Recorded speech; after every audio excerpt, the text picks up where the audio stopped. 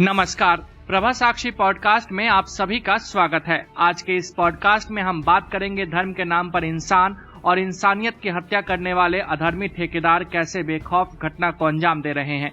तो आइए सुनते हैं आज के इस पॉडकास्ट को। लेकिन उससे पहले अगर आपने हमारे चैनल को सब्सक्राइब नहीं किया है तो जरूर कर ले, ताकि हर रोज आप ऐसे ही इंटरेस्टिंग और जानकारीपूर्ण पॉडकास्ट सुन सके।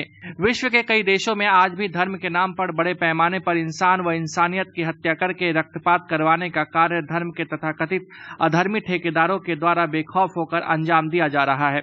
इन देशों की धरती वहां के निर्दोष लोगों के रक्त से आए दिन लहूलुहान होकर लाल हो रही है। इन देशों में तड़प तड़प कर इंसान व इंसानियत आए दिन दम तोड़ रही है।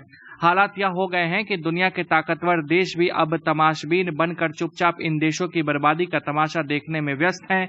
कोई भी देश आज इन देशों में धर्म के नाम पर हो रही अधर्म की जंग में उनकी मदद करने को तैयार नहीं है।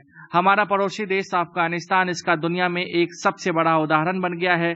लेकिन इस भयावह हालात से भी कुछ लोग अभी भी सबक लेने को तैयार नहीं है। वह भी धर्म के नाम पर अधर्म को संरक्षण देने का कार्य बेखौफ होकर निरंतर कर रहे हैं। जबकि अफगानिस्तान जैसे देशों में धर्म के नाम पर अधर्म की घटित घटनाओं को पूरी दुनिया देख रही है और यह घटनाएं पूरी मानव जाति के लिए एक बेहद कड़वा सबक है। पूरी दुनिया को अफगानिस्तान के हालात से यह संदेश मिलता है कि धार्मिक कट्टरवाद के नाम पर देश में फैलाए जाने वाले किसी भी प्रकार का धार्मिक उन्माद व सांप्रदायिक वैमनस्य एक दिन खुद वहां के लोगों और राष्ट्रों को नफरत की जहरीली आग में जलाकर समूह नष्ट करने की क्षमता रखता है। लेकिन फिर भी कुछ लोग आज हमारे देश में भी धर्म के नाम पर अधर्म की इस तेजी से फैलने वाली आग को भड़काने में व्यस्त हैं। फिलहाल तो देश की सुरक्षा एजेंसियां उन पर लगाम लगाने में ना जाने क्यों नाकाम है।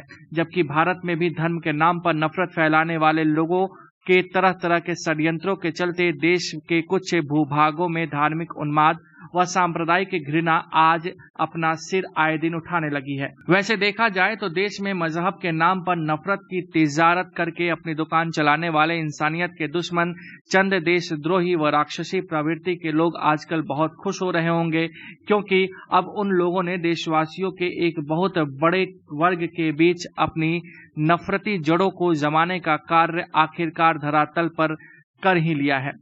जिस तरह से लोगों के बीच में नफरत के यह चंद सौदागर आपसी प्यार, मोहब्बत, भाईचारे व विश्वास को कमजोर करने में सफल रहे हैं, वह देश व समाज के लिए बेहद विचारणीय है और बिल्कुल भी उचित नहीं है।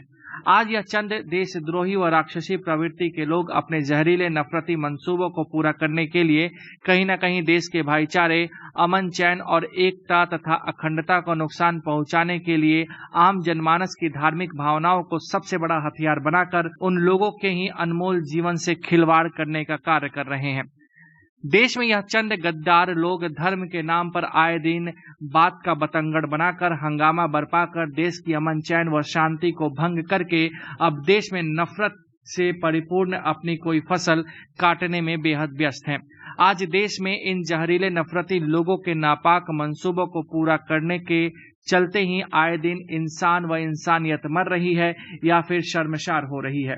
वैसे देखा जाए तो इन नफरती देशद्रोही लोगों के अंदर अपने छिपे हुए देश विरोधी एजेंडे व नफरती मंसूबों को पूरा करने के लिए लोगों को धर्म के नाम पर बरगलाकर उकसाने की जिद निरंतर बनी रहती है।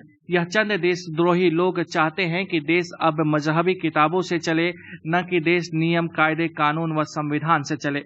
हालांकि भारत में आम जनमानस की सजगता व सरकार की सख्त कार्यप्रणाली से इन चंद देशद्रोही व अधर्मी लोगों के यह देशद्रोही मंसूबे कभी पूर्ण नहीं होंगे और हमारा प्यारा देश नियम, कायदे, कानून व संविधान से यूं ही लोकतांत्रिक व्यवस्था की रक्षा करते हुए आदिकाल तक चलता रहेगा।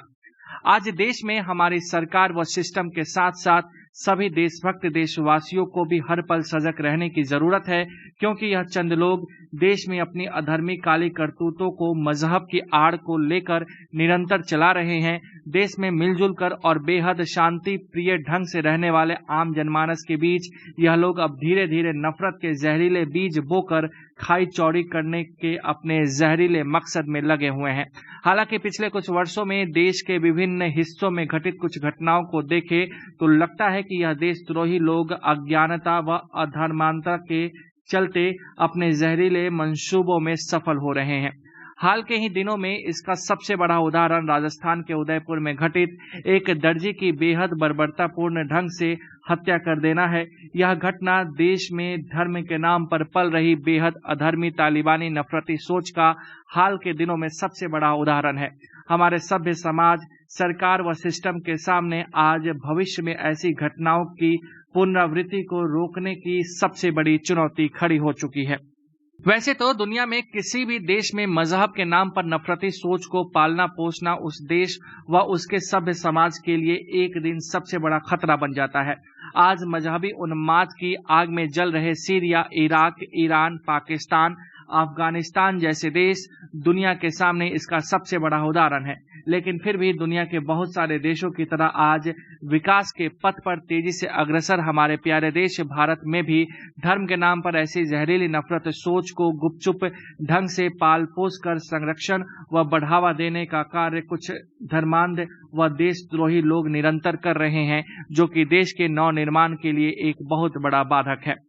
आज देश व सभ्य समाज के हित में समय की जबरदस्त मांग है कि सभी देशभक्त देशवासी नफरती सोच रखने वाले ऐसे देशद्रोही और धर्मांध लोगों के जहरीले मंसूबों को अब हर पल में एकजुट होकर विफल बनाने का कार्य करे।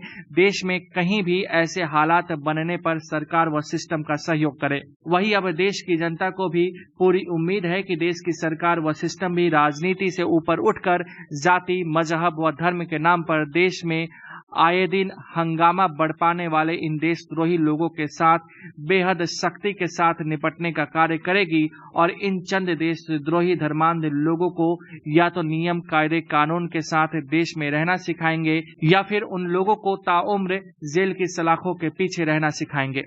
अब देश में वह समय आ गया है जब देश के कर्ता धर्ताओं व नीति निर्माताओं को समय रहते यह समझना होगा कि मजहब व जाति धर्म के नाम पर नफरत और उन्माद पैदा करने वाले यह चंद लोग हमारे देश व समाज के लिए बेहद घातक हैं। इसलिए सरकार को इन सभी देशद्रोही, षड्यंत्रकारी, जहरीले व नफरत के सौदागरों को जड़ से समाप्त करने का कार्य हर हाल में धरातल पर बड़े पैमाने पर निष्पक्ष रूप से शुरू कर देना चाहिए। सरकार को भारत में पल रहे इन मजहब के तथाकथित अधर्मी ठेकेदारों व नफरत के सौदागरों के खिलाफ अब बड़े स्तर पर अभियान चलाकर देश हित व जनहित में इनका सफाया अवश्य करना चाहिए। देश में राष्ट्र प्रथम मानने वाले देशभक्त लोगों को प्रोत्साहित करने की नीति तत्काल बननी चाहिए।